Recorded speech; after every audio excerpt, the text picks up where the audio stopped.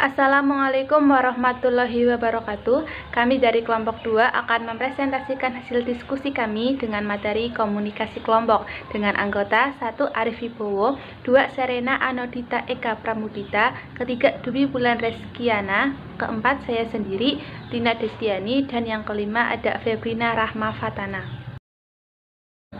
Materi pertama tentang apa itu komunikasi kelompok akan dibacakan oleh Arif Wibowo. Yang pertama adalah pengertian dari komunikasi kelompok. Apa itu komunikasi kelompok?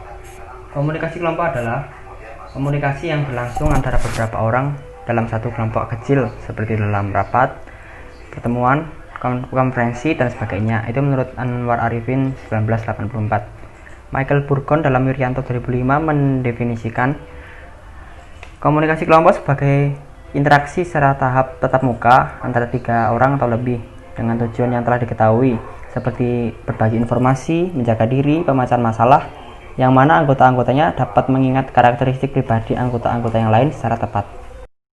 Materi selanjutnya tentang ciri dan sifat komunikasi kelompok akan dibacakan oleh Serena Anodita Eka Pramudita. Selanjutnya materi akan dilanjutkan oleh saya. Nah, komunikasi kelompok memiliki 6 ciri-ciri, diantaranya komunikasi berlangsung face-to-face, komunikasi, dan timbal balik. Yang kedua, terlaksananya komunikasi atas unsur praaksara bersama. Yang ketiga, kajiannya pada proses berlangsungnya komunikasi dalam kelompok, deskriptif, dan analisis. Yang keempat, bentuknya terstruktur, permanen, dan emosional.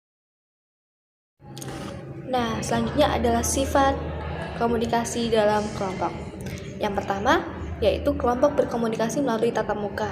Nah, interaksi ini dapat berlangsung jika komunikasi melibatkan hal berbicara dan mendengar dalam lingkungan yang umum. Yang kedua adalah kelompok memiliki sedikit partisipan. Nah, dari sini opini menyatakan bahwa terdapat setidaknya 3-12 orang dalam kelompok kecil, sehingga adanya terjadi komunikasi sosial. Yang ketiga adalah kelompok berkomunikasi di bawah arahan seorang pemimpin. Nah, kepemimpinan ini merupakan sebuah dimensi penting dari suatu kelompok kecil. Nah, kelompok ini bekerja di bawah kepemimpinan yang ditunjuk kelompok-kelompok tersebut. Nah, kepemimpinan ini berdasarkan jabatan atau pangkat atau kepemimpinan darurat. Nah, yang selanjutnya adalah kelompok membagi tujuan atau sasaran bersama.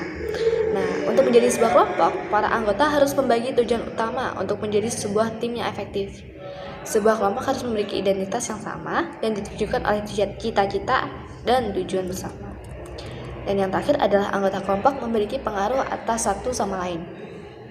Karena untuk menjadikan orang yang bersama-sama itu sebuah kelompok, setiap orang harus terbuka terhadap pengaruh bersama-sama setiap orang dalam satu kelompok itu. Selanjutnya, bentuk dan jenis komunikasi kelompok akan dibacakan oleh Dwi Bulan Reskiana. Selanjutnya, kita akan membahas jenis dan bentuk komunikasi kelompok. Jenis komunikasi kelompok ada 2, yaitu komunikasi kelompok kecil dan komunikasi kelompok besar. Komunikasi kelompok kecil memiliki anggota yang lebih kecil, sehingga setiap anggotanya dapat bertatap muka secara langsung dan berinteraksi dengan anggota yang lain. Kemudian komunikasi kelompok besar memiliki anggota yang lebih besar sehingga setiap anggotanya kurang dapat berinteraksi langsung dengan anggota yang lain. Dalam komunikasi kelompok besar ini dikenal sebuah istilah yaitu kontagion mental atau wabah mental, di mana ketika komunikator menyampaikan suatu hal, maka komunikan akan langsung melakukan apa yang disampaikan oleh komunikator tersebut. Selanjutnya, bentuk komunikasi kelompok. Yang pertama ada brainstorming. Brainstorming adalah komunikasi kelompok di mana setiap anggotanya dapat menyampaikan ide atau gagasan yang dimiliki, yang kemudian ide atau gagasan tersebut akan didiskusikan dalam kelompok tersebut.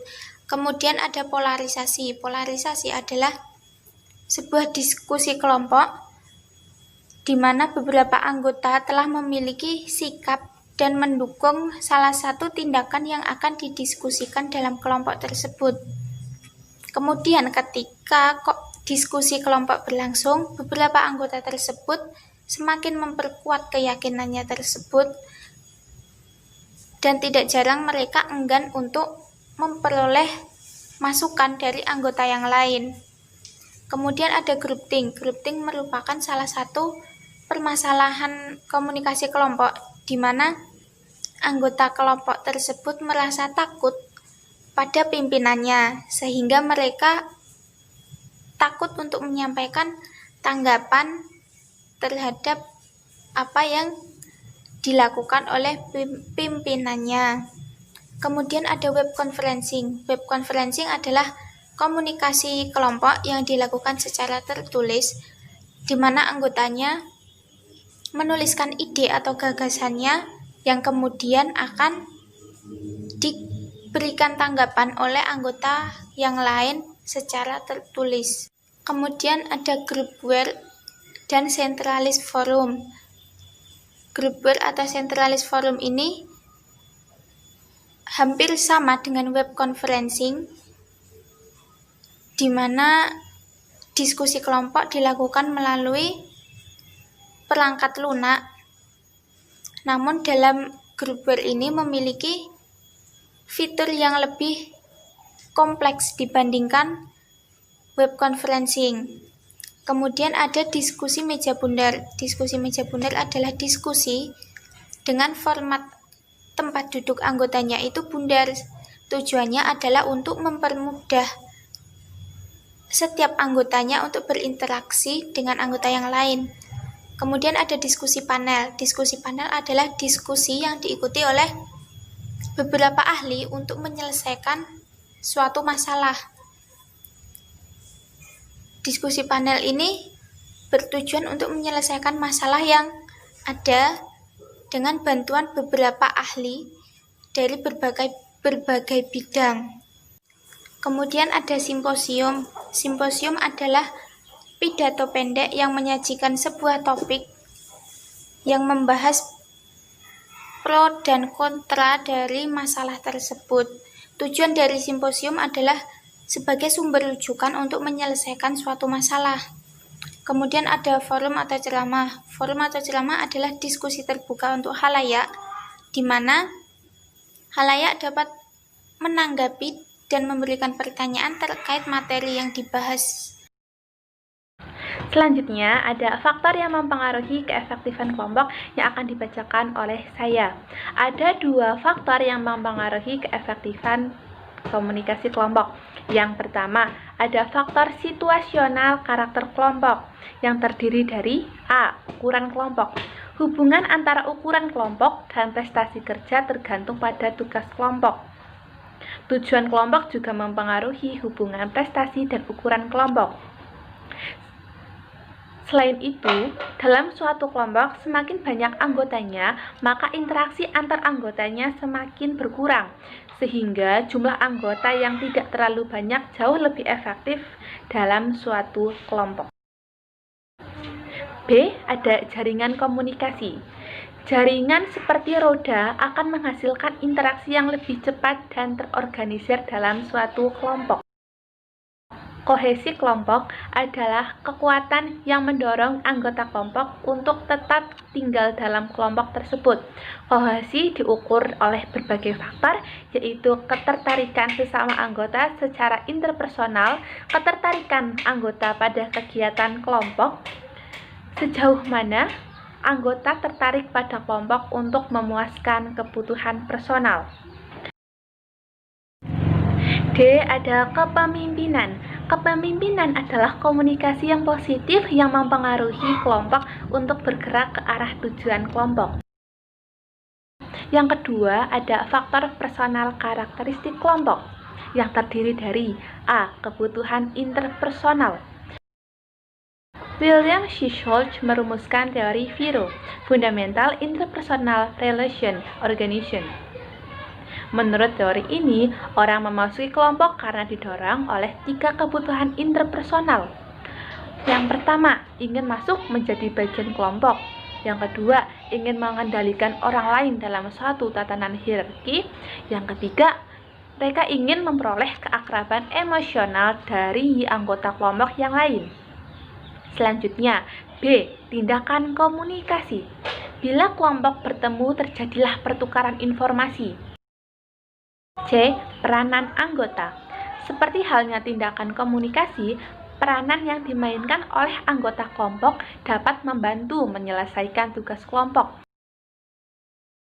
Materi selanjutnya tentang pengaruh kelompok pada perilaku komunikasi akan dibacakan oleh Febrina Rahma Fatana. Yang terakhir adalah pengaruh kelompok pada perilaku komunikasi.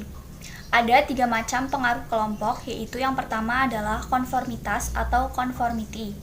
Konformitas adalah perubahan perilaku atau kepercayaan menuju norma kelompok, baik secara real maupun hanya bayangan. Yang kedua adalah fasilitas sosial. Yang dimaksud dengan fasilitas sosial adalah peningkatan prestasi individu karena disaksikan oleh kelompok. Yang ketiga adalah polaritas. Yang terjadi dalam komunikasi kelompok adalah sebelum diskusi kelompok, para anggota mempunyai sikap agak mendukung tindakan tertentu.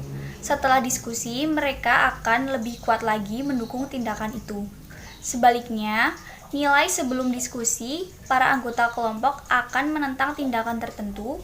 Setelah diskusi, mereka akan menantang lebih keras.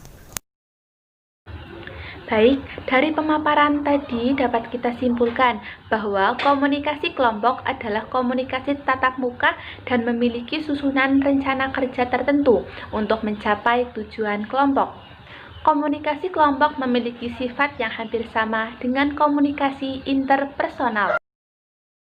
Berdasarkan jumlah partisipannya, komunikasi kelompok dibedakan menjadi 2. Yang pertama, komunikasi kelompok kecil yang memiliki interaksi sangat baik antara anggotanya.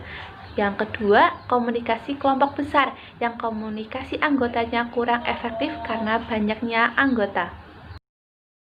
Dan ada 2 faktor yang mempengaruhi keefektifan komunikasi kelompok, yaitu faktor situasional dan faktor personal. Sekian presentasi dari kelompok 2. Apabila ada kesalahan, kami minta maaf sebesar-besarnya. Wabillahi taufiq wal hidayah. Wassalamualaikum warahmatullahi wabarakatuh.